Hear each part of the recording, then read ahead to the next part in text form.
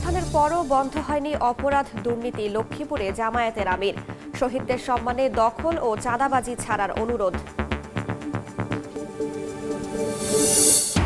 আগুনে পুড়ে ধ্বংসস্তূপ করাইল বস্তি ও খিলগাঁওয়ের ওয়ার্কশপ, সব হারিয়ে খোলা আকাশের নিচে ঠাঁই বহু মানুষের। গ্যারেজপট্টির ব্যবসায়ীদের মাথায় হাত।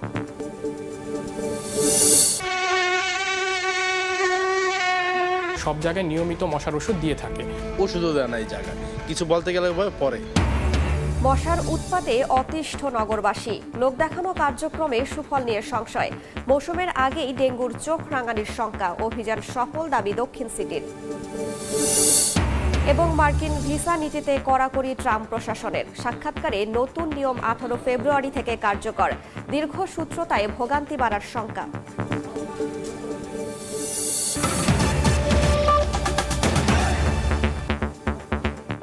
সময় সংবাদের সঙ্গে আছি আমি রাইসা জান্নাত। টাঙ্গাইলের মির্জাপুরে চলন্ত বাসে ডাকাতি ও যৌন হয়রানির ঘটনায় 3 জনকে গ্রেফতার করা হয়েছে। উদ্ধার করা হয়েছে নগদ টাকা, মোবাইল ও দেশীয় অস্ত্র। শুক্রবার রাতে সাভার থেকে তাদের গ্রেফতার করে পুলিশ। গত 17 ফেব্রুয়ারি ঢাকা থেকে রাজশাহী যাওয়ার পথে রাত 1:45টার দিকে বাসটি টাঙ্গাইলের মির্জাপুরের সোহাগপাড়া ফুট ওভার ব্রিজের কাছে পৌঁছালে 6 থেকে 7 জনের একটি ডাকাত দল বাসটিকে জিম্মি করে। এ সময় তারা যাত্রীদের কাছ থেকে প্রায় 5 লাখ টাকা ছিনিয়ে নেয়। একই সঙ্গে বাসের 2 নারী যাত্রীর শ্লীলতাহানি করে। এ ঘটনায় এক বাস যাত্রী মির্জাপুর থানায় মামলা করলে মাঠে নামে পুলিশ।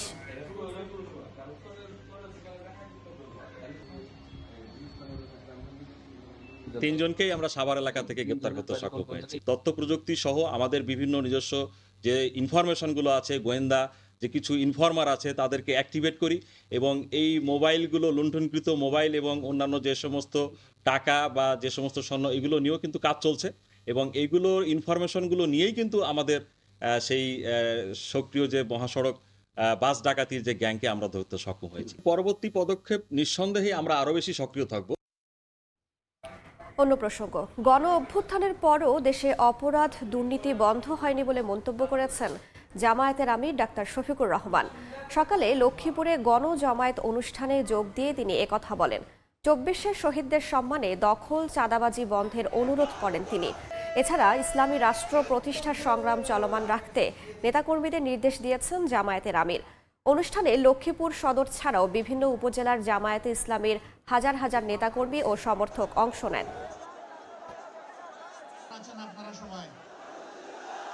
দয়া করে ওই শহীদদের রক্তের প্রতি একটু সম্মান দেখাও। আমাদের শহীদদের রক্তকে তোমরা অপমানিত করবা না। এই অপকর্ম ছেড়ে দাও। তোমাদের যদি খাওয়ার অভাব হয়, আমরা আশ্বস্ত করছি এই সমস্ত মানুষগুলা মিলে আল্লাহ আমাদেরকে যে নিয়ামত এবং রিজেক্ট দিয়েছেন, আমরা ভাগ বাটোয়ারা করে খাবো।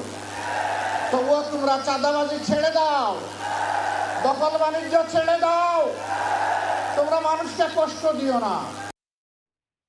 আগুনে পুড়ে ধ্বংসস্তূপে পরিণত হয়েছে রাজধানীর করাইল বস্তি। সব হারিয়ে খোলা আকাশের নিচে ঠাঁই হয়েছে বহু মানুষের। এদিকে খিলগাঁওয়েও আগুনে ক্ষতিগ্রস্ত হয়েছে 22 ব্যবসা প্রতিষ্ঠান। শুক্রবার রাত 12:30টার দিকে করাইলে আগুন লাগার 2 ঘন্টার মধ্যে পুড়ে যায় শতাধিক ঘরবাড়ি। এতে কেউ হতাহত হননি।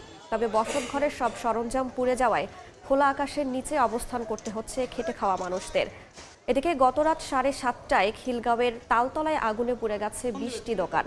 এতে বিভিন্ন ধরনের গাড়ির যন্ত্রাংশ ও মেরামতের সরঞ্জাম সহ পুড়ে গেছে পুরাতন বেশ কয়েকটি গাড়ি। বৈদ্যুতিক শর্ট সার্কিট থেকে আগুনের সূত্রপাত বলে ধারণা ব্যবসায়ীদের। সাইকেলটা আমার খুবই পছন্দের ছিল। সাইকেলটা আজকে আগুনের কারণে পুড়ে গেছে আমার। 2টা পোলাপান লইয়া বাইরেছি, আমি পোলাপান লইয়া বাইরে আমি যে ফিরায় 2 কেজি একটা জিনিসপাতি নিমু, আমি এরকম কোনো সুযোগ পাইনি। চারিদিক দিয়ে আগুন চলে গেছে। আমার 3টা রুম ছিল ভাই, পুড়ে গেছে। গেঞ্জিটা ছাড়া কিছু বাইর করতে নেই ভাই। সকাল আসার আগেই রাজধানীতে বেড়েছে কিউলেক্স মশার উৎপাত।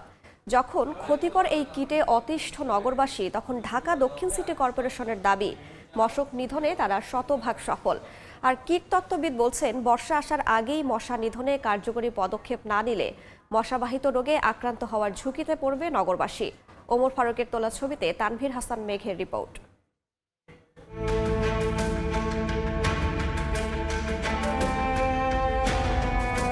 আমাদের কর্মীরা প্রধান সড়ক সহ বিভিন্ন অলিগলি এবং সব জায়গায় নিয়মিত মশার ওষুধ দিয়ে থাকে। ওষুধও দেয় না এই জায়গায়, কিছু বলতে গেলে পরে। আগে শুধু বর্ষার মৌসুমে মশার উৎপাত বাড়লেও এখন বছর জুড়েই অতিষ্ঠ নগরবাসী। রাজধানীর দক্ষিণ সিটি কর্পোরেশনের বিভিন্ন এলাকায় সময় সংবাদের ক্যামেরায় ধরা পড়ে মশার বর্তমান চিত্র। রাজধানীর ড্যামরা সহ আশপাশের বেশ কয়েকটি এলাকার বেশিরভাগ ড্রেন, কালভার্ট, পরিত্যক্ত ডোবা ও পুকুর যেন মশার অভয়ারণ্য। বেশিরভাগ প্লট ও ফাঁকা জায়গা ময়লা আবর্জনায় পূর্ণ। বাসিন্দারা বলছেন দিন ও রাতের চিত্র একই রকম। এরকম ভাবে মশায় ধরে আঁকড়ায়া যে মনে হয় কুকুরও পাগল হয়ে যাইব, অতিষ্ঠ হয়ে যায় কুকুরও, আর মানুষ তো আছেই। মসজিদ আল্লাহর ঘর, সেখানেও যদি মশার জন্য বসা যায় না, এমন উৎপাত। এখনকার মশাগুলো একটু বড় বড় হয়ে গেছে, মানে কামড় দিলে তো সহ্য করার মতো না। বিকালবেলা 3টা বাজার পর থেকে কোয়েল লাগাইতে হয়। বাসার পাশে হচ্ছে একটা খাল আছে, ময়লা, অনেক মশা তৈরি হয়। পরিস্থিতি নিয়ন্ত্রণে সিটি কর্পোরেশনের বিরুদ্ধে ব্যর্থতার অভিযোগ তুলে স্থানীয়রা বলছেন কালেভদ্রে ওষুধ ছিটানো ও ফগার মেশিনের ধোঁয়ায় কেবলই লোক দেখানো। ওনারা যে মশার ওষুধ দেয়, ওনারা একদিন দিলে মাসে 60 দিনের খবর থাকে না। মশার যে অনেক ওষুধ পানি দেয়, কিন্তু ওষুধে কাজ হয় না। এগুলো তো আসলে ওষুধ না, কেরোসিনের মশা একটাও মরে না, আরো মশা ওই দিন বেশি উপদ্রব করে। 2024-25 অর্থ বছরে মশক নিধনের জন্য ঢাকা দক্ষিণ সিটি কর্পোরেশনের বরাদ্দ প্রায় 44 কোটি টাকা। কিন্তু দক্ষিণের বাসিন্দারা বলছেন বরাদ্দ থাকা বাজেটের কোনো সুফলই পাচ্ছে না তারা। শীতের মধ্যে এত পরিমাণ মশা, আর 1-1.5 মাস পরে বর্ষা চলে আসবে ফুল, তখন আমরা কি ভোগান্তিতে ভুগবো। বর্ষার সিজনে আসলে পুরো হাসপাতালে রোগী ভর্তি। বাসিন্দাদের অভিযোগের বিষয়ে জানতে ঢাকা দক্ষিণ সিটির নগর ভবনে সময় সংবাদ। তবে দায়িত্বশীল কোনো কর্মকর্তা ক্যামেরার সামনে কথা বলতে রাজি হননি। অবশেষে অনেক 9-6-এর পর এক জুনিয়র কর্মকর্তাকে পাঠানো হয় কথা বলতে। নগরবাসীর অভিযোগকে বিচ্ছিন্ন উল্লেখ করে মশক নিধনে শতভাগ সফলতার গল্প শোনান তিনি। মশার ওষুধটার ইফিকেসি টেস্ট করে এবং যথাযথ মানসম্মত কিনা সেটা নিশ্চিত করে আমরা মাঠ পর্যায়ে সেটা প্রয়োগ করে থাকি। মশক নিধনের জন্য আমরা বিশ্বাস করি যে আমরা শতভাগ সফল। এডিস মশা নিধনে এখনই কার্যকর ব্যবস্থা না নিলে ডেঙ্গু পরিস্থিতি ভয়াবহ আকার ধারণ করতে পারে বলে আশঙ্কা কীটতত্ত্ববিদের। যেহেতু শুষ্ক মৌসুম, এখানে সেখানে ডেঙ্গু প্রজনন করতে পারবে না। এখন যে কনস্ট্রাকশন সাইটগুলো আছে ওখানে এডিস মশার লার্ভা পাওয়া যাচ্ছে। ওই জায়গাগুলোকে টার্গেট করে যদি কন্ট্রোল করতে পারে তাহলে কিছুটা আমরা সুফল ভোগ করতে পারবো নেক্সট সিজনে। বিভাগের মেডিকেল কলেজের শিক্ষার্থী ও ইন্টার্ন চিকিৎসকরা 5 দফা দাবিতে মেডিকেল মোড়ে সড়ক অবরোধ করে বিক্ষোভ করছেন। এ বিষয়ে বিস্তারিত জানাতে যুক্ত হচ্ছেন সহকর্মী রেদওয়ান হিমেল, যাচ্ছি তার কাছে। গত এক সপ্তাহ ধরে রংপুর বিভাগের সাধারণ চিকিৎসক, ইন্টার্ন চিকিৎসক সহ সকল ধরনের যারা শিক্ষার্থীরা রয়েছেন তারা কিন্তু বিভিন্ন দাবি দেওয়া নিয়ে বিক্ষোভ এবং প্রতিবাদ সমাবেশ করছেন। এরই ধারাবাহিকতায় আজকে রংপুর মেডিকেল কলেজের সামনে যে ধাপ এলাকা সেটা কিন্তু একইবারেই অবরোধ করে দেওয়া হয়েছে। তাদের যে দাবিগুলো ছিল গত বৃহস্পতিবার, তারা যেমনটা সিভিল সার্জনের অফিসের সামনে তারা বিক্ষোভ মিছিল এবং অবরোধ করেছেন যে ইন্টার্ন যারা ম্যাথস চিকিৎসকরা রয়েছেন, যারা 6 মাস বিভিন্ন ধরনের কোর্স করে তারা আসলে যারা সাধারণ ভুক্তভোগী রোগী আছে তাদেরকে হাতিয়ে নিচ্ছে, বিভিন্ন টাকা হাতিয়ে নিচ্ছে এবং আসলে বিনা কোনো ধরনের ম্যাপ ছাড়াই তারা কিন্তু হঠকারী সিদ্ধান্ত দিয়ে তাদেরকে কিন্তু বিভিন্ন চিকিৎসা দিবে, তাদের জীবন ক্ষতিগ্রস্ত করছে এমনটাই বলছেন। এবং আজকে যে ইস্যুটা রয়েছে সম্প্রতি যে ম্যাথস এবং বিএমপি ইস্যুতে স্বাস্থ্য মন্ত্রণালয় তার যে হঠকারী সিদ্ধান্ত নিয়েছিল তারা যেমনটি বলছেন এর বিরুদ্ধে এবং 5 দফা দাবি আদায়ের লক্ষ্যে কিন্তু তারা এই বিক্ষোভ মিছিল এবং প্রতিবাদ করছেন। তাদের দাবিগুলোর মধ্যে রয়েছে যে একদম গ্রাম্য পর্যায়ে কিন্তু যারা এমবিবিএস ডাক্তার রয়েছে তারা কিন্তু পড়াশোনার মাধ্যমে তারা আসলে সার্টিফিকেট অর্জন করে তারা আসলে এই সুচিকিৎসা দিবেন সাধারণ যারা ভুক্তভোগী রোগী আছে তাদেরকে। এবং তারা গুরুত্বপূর্ণ বিষয় যেগুলো বলছেন যে এই যারা একটা অ্যাপ্রন করে সাধারণ যত হাজার হাজার মানুষকে এই রংপুর বিভাগীয় সহ রংপুর মেডিকেল কলেজে চিকিৎসা সেবা দিয়ে আসছেন তাদেরকে কিন্তু অনেক ক্ষেত্রেই তাদেরকে কিন্তু বিভিন্ন অসুবিধার মধ্যে পড়তে হচ্ছে এবং তারা প্রতিনিয়ত কিন্তু তারা কষ্টে রয়েছেন এমনটাই বলছেন। এবং তারা কিন্তু এই 6 মাসের কোর্স করে এমটিবি কোর্স এবং বিভিন্ন ধরনের কোর্স করে তারা একটা অ্যাপ্রন পরে সাধারণ যারা মানুষ রয়েছেন, সাধারণ যারা ভুক্তভোগী রোগী রয়েছেন তাদেরকে চিকিৎসা সেবা দিচ্ছেন। এবং সেক্ষেত্রে আমরা প্রতিনিয়ত বিভিন্ন সময় সংবাদের মাধ্যমে হয়তো আপনার প্রতিবেদন প্রকাশ করে থাকি, বিভিন্ন জায়গায় ভুল চিকিৎসায় রোগীর মৃত্যু, বিভিন্ন জায়গায় কিডনি অপারেশন করতে রোগীর মৃত্যু। বিভিন্ন দাবি দাবা নিয়ে আজকে তারা এই রংপুর মেডিকেল কলেজের যে ধাপ এলাকা রয়েছে সেই ধাপ এলাকায় ইন্টার্ন চিকিৎসক, সর্বস্তরের সাধারণ শিক্ষার্থী সহ সকল শ্রেণীর যারা চিকিৎসক রয়েছে তারা এই বিক্ষোভ ও প্রতিবাদ সমাবেশে তারা দাঁড়িয়েছেন এবং তাদের এই দাবি 5 দফা দাবি আদায় যদি মেনে না হয় তাহলে সামনের দিনে লাগাতার কর্মসূচির ঘোষণা তারা দিবেন বলে আমাদেরকে জানিয়েছেন। এই ছিল আমার কাছে থাকা রংপুর থেকে সর্বশেষ তথ্য।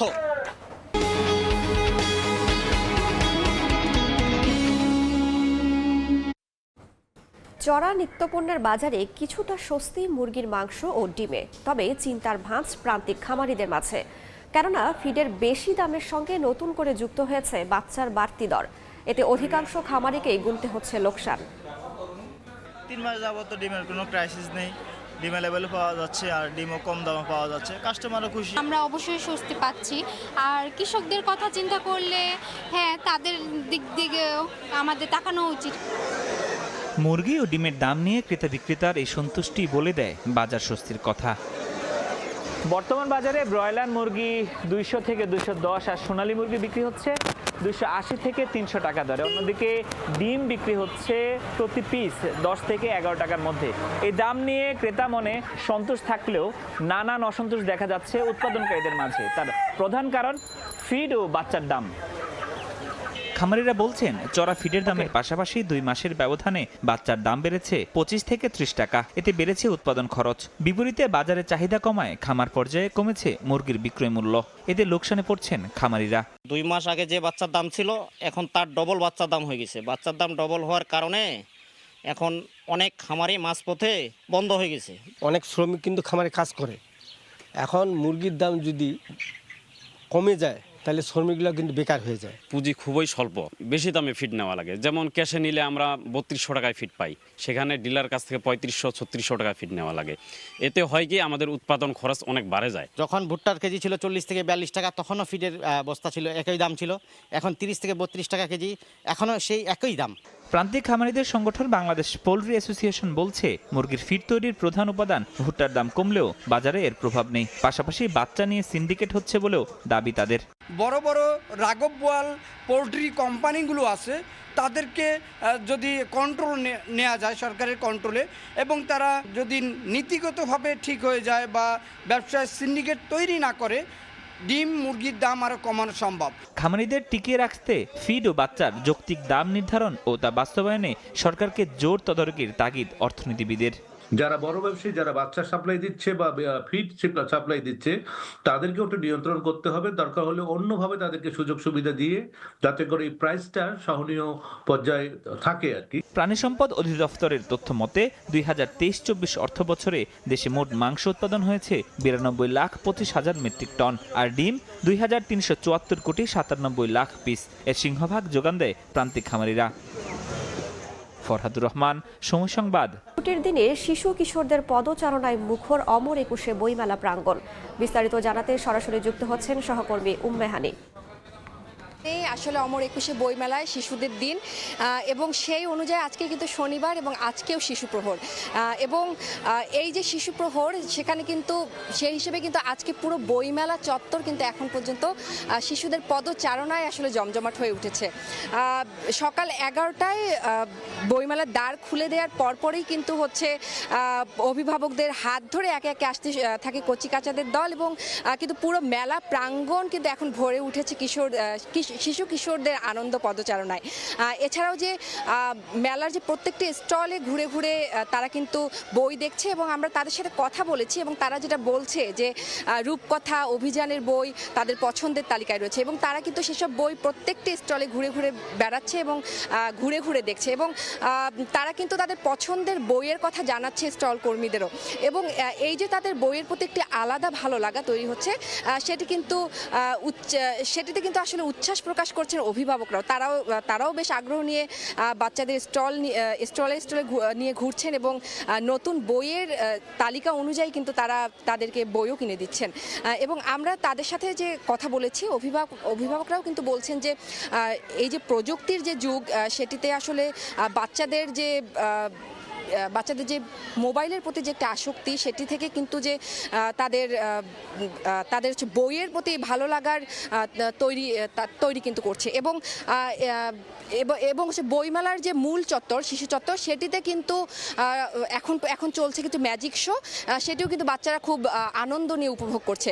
এই ছিল আমার কাছে অমর 21শে বইমেলার প্রাঙ্গণ থেকে সর্বশেষ সময় সংবাদ। জাতীয় প্রেস ক্লাবে বক্তব্য রাখছেন বিএনপি মহাসচিব মির্জা ফখরুল ইসলাম আলমগীর। সরাসরি চলে যাচ্ছি সেখানে।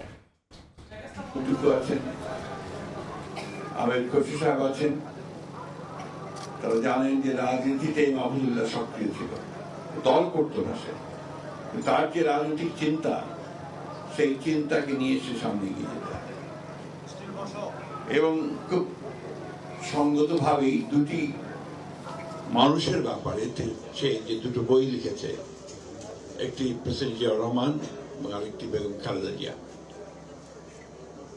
এই দুজনেরই বাংলাদেশের পুরো ইতিহাসে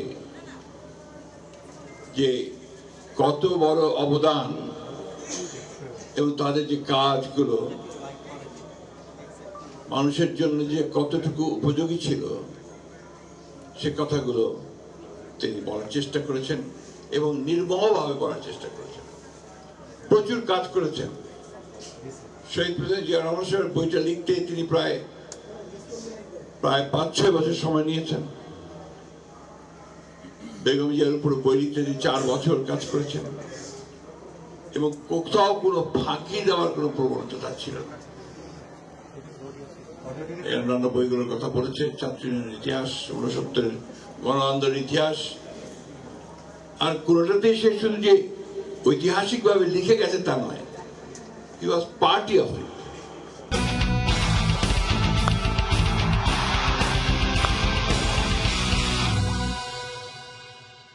চ্যাম্পিয়ন্স ট্রফিতে গ্রুপ পর্বের বাকি 2 ম্যাচ খেলতে ভাঙা মন আর বিষণ্ণ চেহারায় পাকিস্তান গেল বাংলাদেশ ক্রিকেট দল। গতকাল রাতে দুবাই থেকে রাওয়ালপিন্ডির উদ্দেশ্যে উড়াল দেয় ক্রিকেটারদের বহনকারী বিমান।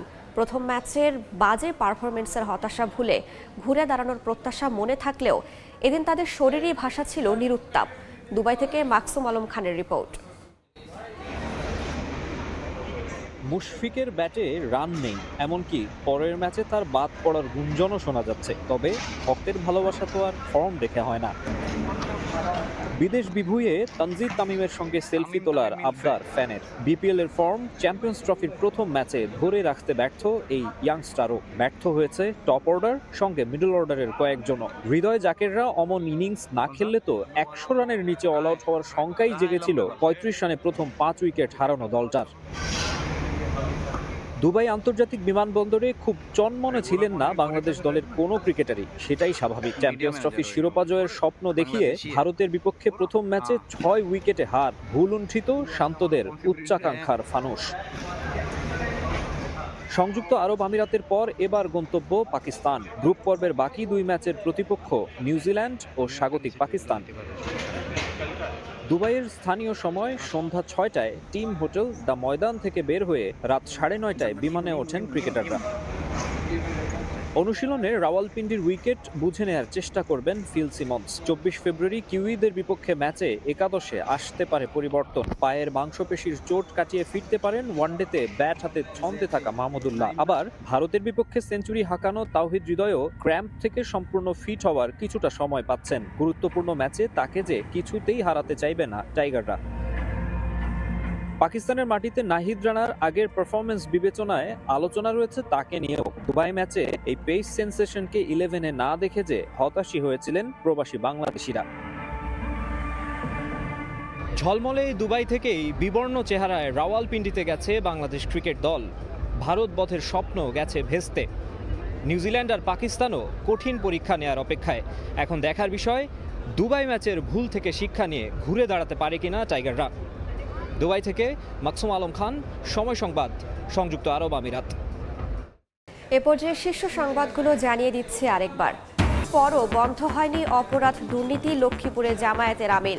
শহীদদের সম্মানে দখল ও চাঁদাবাজি ছাড়ার অনুরোধ। এবং আগুনে পুড়ে ধ্বংসস্তূপ করাইল বস্তি ও খিলগাঁওয়ের ওয়ার্কশপ, সব হারিয়ে খোলা আকাশের নিচে ঠাঁই বহু মানুষের। গ্যারেজ পট্টির ব্যবসায়ীদের মাথায় হাত।